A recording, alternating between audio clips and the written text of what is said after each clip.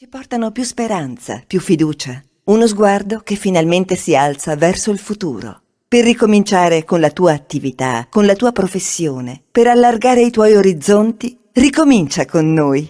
Contatta il nostro ufficio pubblicità. È il momento giusto per ripartire insieme. Chiamaci ai nostri contatti.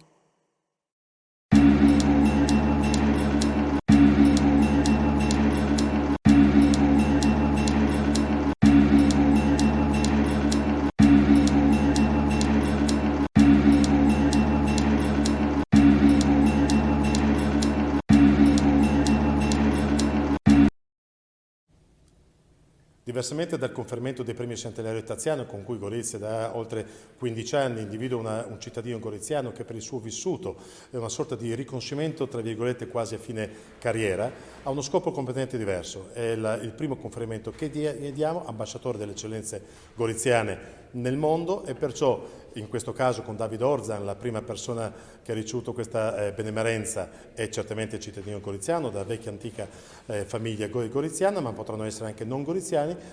Importante è che grazie alle relazioni che i beneficiari di questo conferimento hanno avuto capacità di allacciare nel corso della loro vita professionale, ecco, grazie a queste loro relazioni cerchiamo di fare in modo che ci possano essere anche investimenti o sponsorizzazioni o altri benefici in altre misure per il territorio goriziano.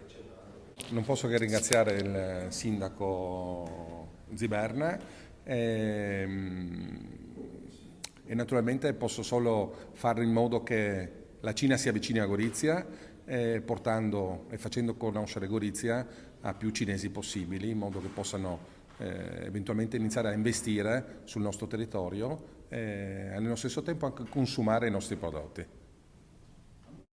Ci portano più speranza, più fiducia, uno sguardo che finalmente si alza verso il futuro. Per ricominciare con la tua attività, con la tua professione, per allargare i tuoi orizzonti, ricomincia con noi. Contatta il nostro ufficio pubblicità. È il momento giusto per ripartire insieme. Chiamaci ai nostri contatti.